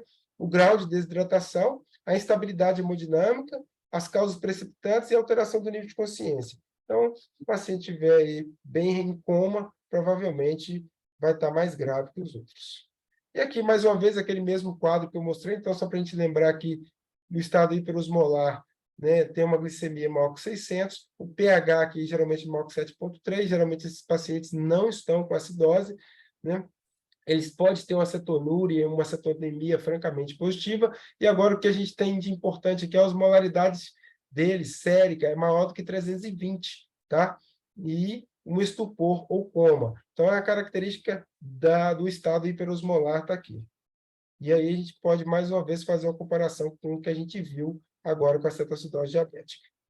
Qual a fisiopatologia, pessoal? A gente tem 3 mecanismos importantes, tá? Além da deficiência da insulina, que na maioria das vezes ela é relativa, a gente tem aí a alteração da função no renal, né? A filtração glomerular desses pacientes, elas são menos desenvolvidas. Então, esses pacientes muitas vezes não conseguem fazer aquela diurese osmótica que a gente consegue ver aí na cetoacidose diabética, né? E aí o paciente ele perde menos glicose, e essa glicose, então, ela acaba ficando um pouco mais concentrada, e levando a osmolaridade, e isso vai afetar a alteração cognitiva desses pacientes, tá bem? Então, a gente tem aqui, o que eu falei para vocês, a deficiência de insulina ela é relativa, né? E aí você insuficiente para prevenir a hiperglicemia, mas ela consegue inibir a formação de corpos cetônicos, tá bem? A hiperglicemia, então, a gente tem aqui o mecanismo que eu já falei, né, que ocorre no fígado, a glicogenólise, a neoglicogênese, mais a diminuição da utilização da insulina periférica, tá? Da glicose periférica, tá? Você tem uma redução, então você vai ter aí essa hiperglicemia, que você vai ter aí essa glicose disponível no sangue. Então, eles apresentam uma hiperglicemia bem mais acentuada se comparar com a cetoacidose diabética, pelo mecanismo aí que você tem, principalmente por você já ter uma alteração da função renal, tá bem? Que você não consegue fazer essa diurese osmótica que você faz na cetoacidose diabética. E qual é o quadro clínico do paciente? É um paciente idoso, né, com poliúria e alteração do estado mental, tá? É um paciente que tem comorbidade de diabetes e pode vir acompanhado com outras, né, uma insuficiência cardíaca, uma insuficiência renal, tá bom? Ou alterações apenas discretas. E o que desencadeia o paciente ter um estado hiperosmolar hiperglicêmico? Muito, na maioria das vezes também infecção, tá? Mas lembrando aqui que infarto é idoso, sangra muito, pessoal. Isso acaba desidratando muito, né? É muito comum a gente pegar na emergência paciente com hemorragia, né? Ou porque estava usando um AS, tá? Ou estava usando algum outro anticoagulante aí. Paciente com AVC, com trauma e medicamentos também. São os mesmos, que é o tiazídico, fenitoína, propanolol, tá bem? Febre, mesmo na ausência de infecção e distensão abdominal. Clinicamente, sinais de desidratação, o paciente vai se apresentar como? Para você, hipotenso, taquicárdico e rebaixado no nível de consciência, tá? Pode ter convulsão em 25% dos casos. Então, clinicamente, o paciente vai estar assim, tá bem? Esse é o nosso paciente aí. Então, como que a gente dá o diagnóstico? Então, está aqui, ó, hiperglicemia, maior que 600, hiperosmolaridade, maior que 320, sem cetose e um quadro clínico compatível. Qual é o quadro clínico compatível? Um paciente que chega na sua emergência com diabetes tipo 2, né? E com alguma comorbidade já, o paciente que já tem um pouco de alteração renal com um quadro infeccioso, com infecção urinária, né? Muitas vezes, esse paciente pode ter uma glicemia aí próximo a 1.000, tá? Uma osmolaridade aqui também bastante importante, com alteração neurológica, aumento de ureia e creatinina sempre, porque ele já tem uma redução da taxa de filtração glomerular, e o sódio dele pode ser variável. Ele pode ter uma hiponatremia, que é resultante aí do efeito dilucional, mas aí nem sempre é uma anatremia corrigida, né? Você tem que muitas vezes fazer essa correção, tá? Imagina um paciente com a glicemia de 1.000. Se você tem um sódio de 130, você tem que multiplicar aí, você tem que multiplicar, adicionar 1,6, né? Ou seja, somar mais 16, no caso. Se está com 130, na verdade, ele está com 146, né? Você vai acrescentar 1,6 para cada 100 miligramas decilitros acima da glicose, né? Do valor normal. Então, a hipernatremia ocorre em estágios mais avançados, tá? E aí o paciente pode, inclusive, evoluir para coma e convulsão, tá? Aqui está algumas formas que a gente viu. A gente calculou aqui do Enel Gap, muitas vezes está maior do que 12, pessoal, em pacientes que têm cetoacidose diabética mais grave, porque você tem principalmente aqui o consumo do bicarbonato, tá? Então, essa é a fórmula. Enel Gap é igual a sódio menos cloro mais bicarbonato. Então, vai estar maior do que 12 nos pacientes com cetoacidose grave, tá? E aqui é a osmolaridade, tá? Aqui, essa osmolaridade não é para o nosso paciente, essa é para um paciente normal, tá? Não é para um paciente com hiperglicemia. Aqui, sim, é a osmolaridade efetiva que a gente vai avaliar com o paciente com um coma hiperosmolar, tá? O estado hiperosmolar hiperglicêmico. Então, a gente vai ter o sódio 2 vezes, mas é o sódio o quê? Corrigido, tá bem? Mais a glicemia dividido por 18. E aqui, se o paciente tiver com a osmolaridade aumentada, vai estar maior do que 320, tá bem? E como é que a gente corrige o sódio? Na verdade, pessoal, basta acrescentar aí 1,6 para cada aumento de 100 de glicemia. Aí, se tem gente que prefere fórmula, a fórmula está aí. Você pega a sua glicemia, mede ela, subtrai por 100, divide por 100, o que sobrar você multiplica por 1,6 aqui e soma o sódio medido, tá bem? Então, se você tem aqui uma glicemia medida de 1.000, por exemplo, menos 100 vai dar 900 dividido por 100 vai dar 9, aí você vai colocar 9 vezes 1,6, depois soma com sódio. É bem fácil também, bem prática de utilizar, tá? E é importante ali para a prática clínica, lembrando que a gente tem que usar o sódio corrigido para fazer o quê? A reposição da hidratação desses pacientes. Muitas vezes a gente tem que utilizar o soro fisiológico ou o 0,45, tá bom? Aqui o tratamento, eu já falei, na verdade, se aplica também ao tratamento que a gente fez de fluidos, aplica para os dois. A única coisa diferente aqui, que é mais importante, é que muitas vezes o paciente do estado hiperosmolar hiperglicêmico é paciente idoso. Então, é um paciente que já tem alguma alteração de disfunção cardíaca, de disfunção renal, que nem sempre aguenta um volume tão grande, tá bom? Mas, a princípio, a gente vai fazendo aí 1.000, 1.500 de volume para esses pacientes e vai reavaliando ali a cada hora, tá bom? Então, a gente faz 1.000 a 1.500 na primeira hora, depois a gente faz aí mais 500 ou mais 1.000, tá? E depois deixa aqui uma dose de manutenção, e se precisar, dependendo do sódio, se ele estiver baixo, né, a gente mantém o soro fisiológico, mas se o sódio estiver alto, a gente vai fazer o 0,45, tá bom? Então, da mesma forma que a gente hidratou o paciente da cetoacidose diabética, a gente vai tratar aqui, porém, só mesmo lembrando aí desse detalhe, tá bom? Aqui, a insulina também, da mesmo jeito, é 0,1 unidade por quilo de peso, a dose de ataque com dose de manutenção, tá bom?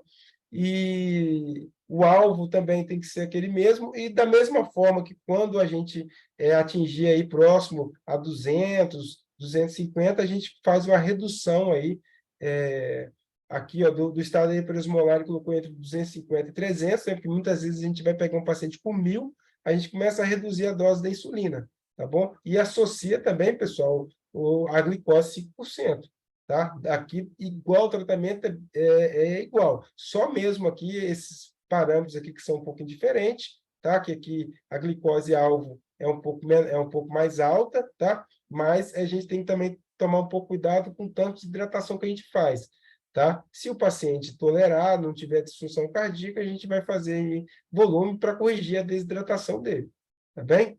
E a mesma coisa vale para o potássio, tá? A mesma coisa que eu falei lá em cima do potássio, aqui vale também. Sempre corrigir o potássio antes de fazer insulina, tá bom? Caso necessário. Esses pacientes aqui, sim, a tendência é que eles tenham mais disfunção renal. Pode ser que o potássio deles esteja um pouco mais alto. Mas lembre-se, quando a gente começar a insulina, a glicose começar a cair, o potássio vai para o meio intracelular e o extracelular, o sérico vai cair, e o paciente fica aí com risco de fazer uma arritmia, tá bom?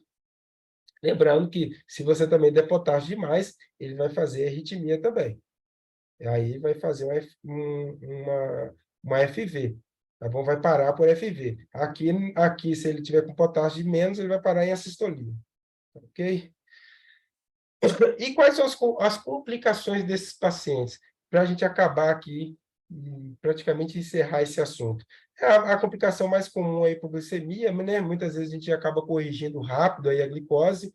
É a hipervolemia, principalmente nos pacientes com estado hiperosmolar hiperglicêmico. Tá? A hipocalemia, potássio baixo, tá? Então a gente tem perda do potássio na diurese, então a gente tem que sempre repor potássio, tá? Porque pode causar arritmia. Alcalose metabólica, principalmente quando se faz reposição de bicarbonato. SARA, principalmente nas reposições volêmicas nos pacientes mais idosos. Tromboembolismo pulmonar, esses pacientes eles acabam tendo também situações protrombóticas mais elevadas, né? Edema cerebral é mais raro, tá? Mas pode ocorrer principalmente quando a gente faz soluções hipotônicas e reposições volêmicas muito rápido, corrigindo muito rápido o sódio. Dilatação gástrica aguda, mucormicose, que é infecção fúngica profunda, atinge principalmente órbitas, tá bem? Vamos passar aqui. Agora a gente acabou de falar aí das duas emergências hiperglicêmicas, a gente vai falar a causa mais comum da descompensação do diabetes na emergência, que é a hipoglicemia, tá bom? A gente aqui está quase encerrando, pessoal.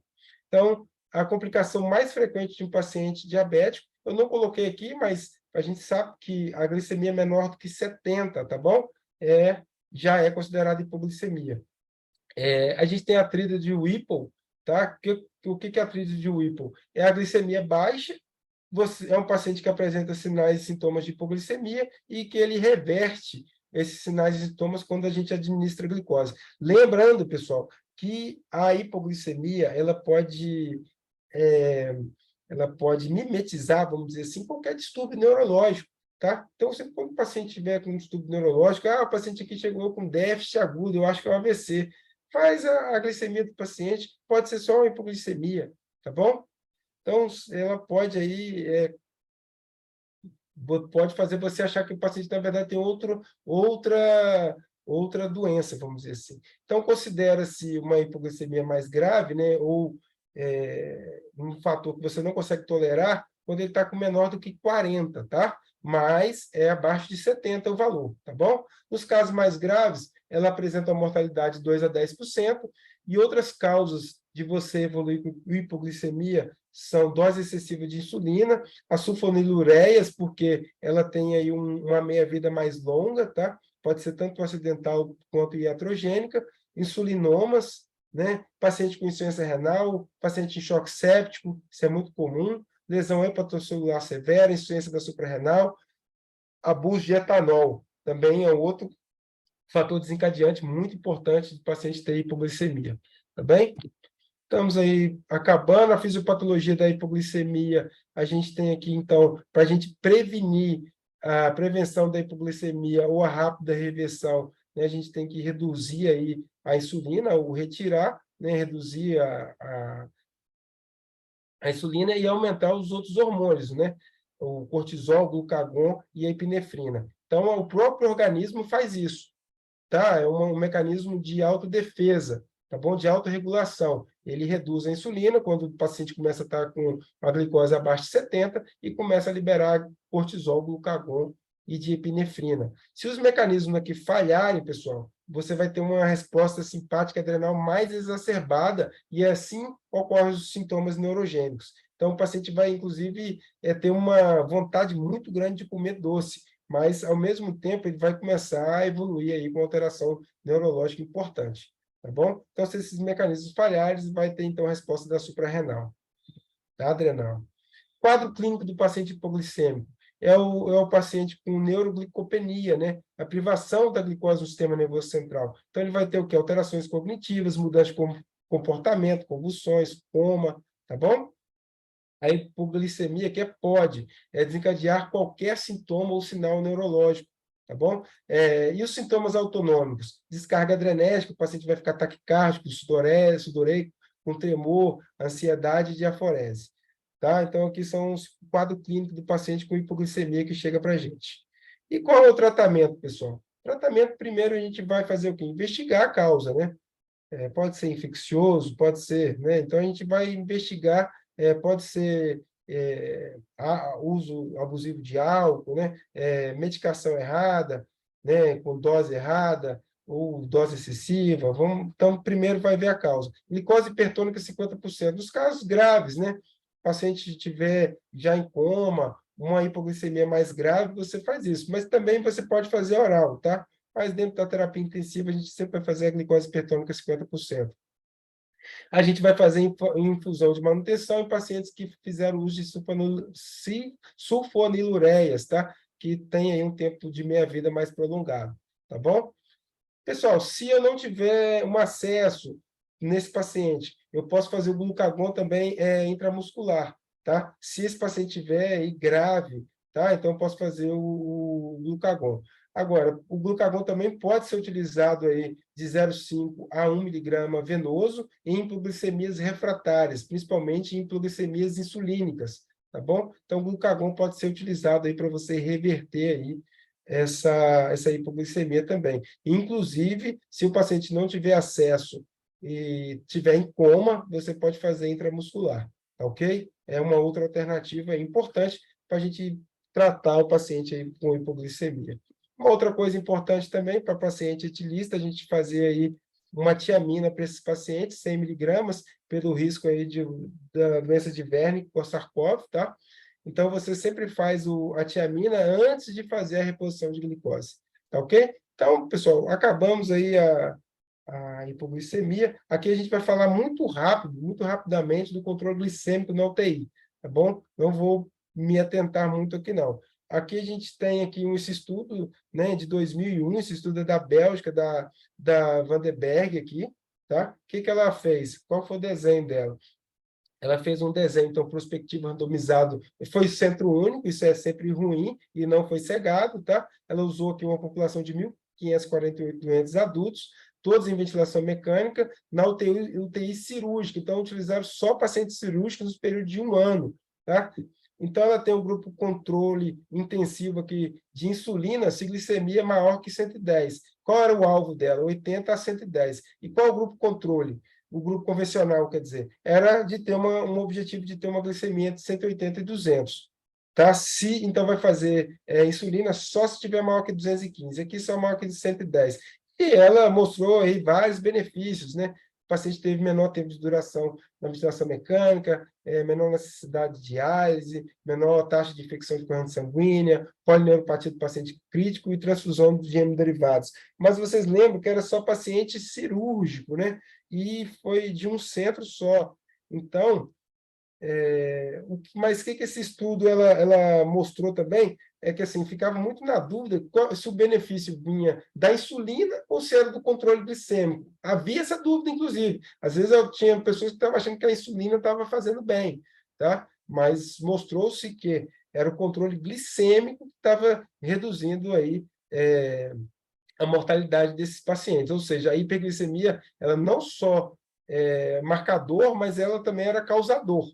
Ela ficou como marcador e causador de mortalidade. E aí você começou a fazer esse outro estudo em pacientes clínicos, tá bem? E aí mostrou-se um desfecho nos pacientes clínicos também, a partir principalmente aí do 3º dia de internação, tá? Então você tem grupos aí que você tem aí uma sobrevida maior dos pacientes com a hipoglicemia mais controlada. Mas aí, no centro único, não cego, né? Precisou aí de outros estudos. Então, na Austrália, foi feito outros estudos estudos muito maiores a respeito dos controles glicêmicos nos pacientes. Então, a gente teve 2 estudos importantes. O VIESP, tá? Que utilizou 2 faixas, a de 80 a 110 e a 180 a 200. Ele utilizou 488 pacientes. E olha, pessoal, ele teve que suspender o estudo no meio, porque esses pacientes de 80 a 110, que é o controle estrito, né, estava fazendo muita hipoglicemia, tá bom? Então, a incidência de hipoglicemia que estava importante, teve que suspender o estudo. O mesmo para o glucontrol também achou a mesma coisa. Aqui triaram aqui para 80 a 110, um grupo bem estrito, e um outro grupo aqui para 140 a 180, que é o que a gente utiliza hoje em dia, tá, pessoal? É esse aqui, 140 a 180. E aí fizeram 1.101 pacientes, e o estudo também foi suspenso no meio do caminho devido aí à incidência elevada de hipoglicemia nesse grupo estrito aqui. Também não houve diferença de mortalidade na UTI, tá? E aí a gente fez mais um estudo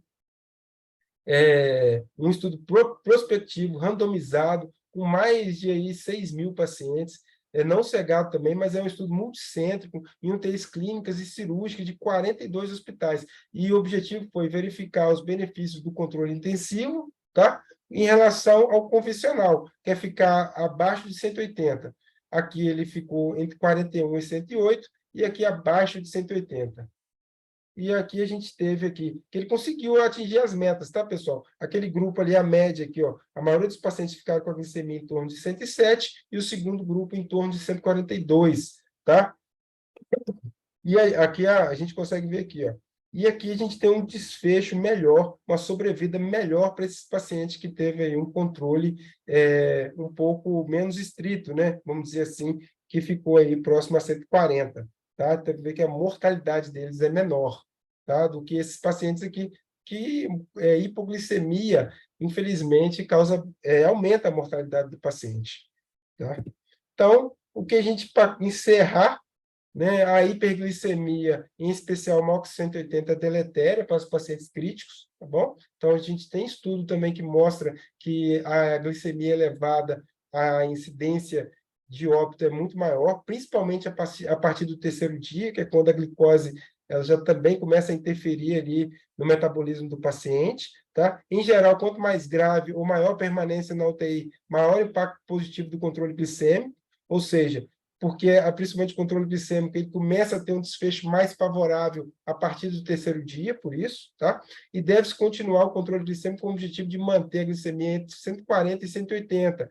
Então, esse é o nosso alvo, pessoal, de controle do paciente crítico na UTI, tá? 140 a 180, ao invés do controle restrito aí, ou até sobre o liberal, tá? Então, esse objetivo de 140 a 180 ele é melhor que o restrito e que o liberal. O liberal é maior que 180, tá bom? Encerramos aí, finalmente, tá? Mais uma vez, agradeço a todos por estar aí até o momento com a gente aí. E, pessoal, estamos aí abertos a pergunta, o que vocês quiserem perguntar, e a gente souber responder, a gente continuar nosso bate-papo aí durante a noite aí, tá bom?